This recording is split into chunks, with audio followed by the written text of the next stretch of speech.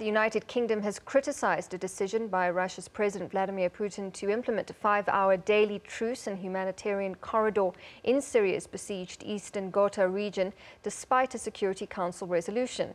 Hundreds of people have died in the rebel-held enclave after one of the heaviest bombardments by the Syrian-led coalition supported by Russia. After days of diplomatic wrangling, the decision to call for a month-long ceasefire in Syria was unanimous, after the UN chief described the situation in horrendous terms. Eastern Ghouta cannot wait. It's time to stop this hell on earth. And I remind all parties of their absolute obligation under international humanitarian and human rights law to protect civilians and civilian infrastructure at all times. And similarly, efforts to combat terrorism do not supersede these obligations. By the UN's human rights chief. We insist on its full implementation without delay.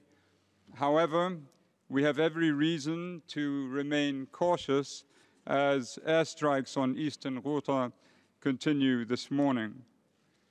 Resolution 2401 must also be viewed against a backdrop of 7 years of failure to stop the violence, 7 years of unremitting and frightful mass killing. Has indeed continued across Syria since Saturday's resolution, including eastern Ghouta, as hopes fade that the Council's decision will stem the bloodshed in the country. The UN's Regional Humanitarian Office, for example, indicated they still don't have a green light to go inside and bring desperately needed food and medical supplies and to carry out medical evacuations. Russian President Vladimir Putin's decision to order a temporary daily pause was criticised by the British. We've got a clear resolution that's been passed by everybody. Every member state of the Security Council is obliged to do everything it can to implement and to see implemented all Security Council resolutions, and that of course includes Russia. I've just seen the announcement you refer to, and what I'd say to that is not compliance, that is not implementation of the resolution passed on Saturday. But it does show that it can be implemented. So Russia can implement it if it chooses to. If it's able to do a 5-hour pause, it's able to do a 24-hour pause. So it's up to Russia whether it wants to implement fully the resolution that it signed up to and voted for, or whether it wants to play cynical games.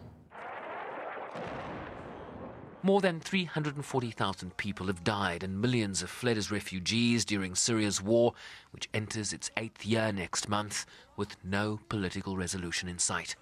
Sherwin Bryceby's SABC News, New York.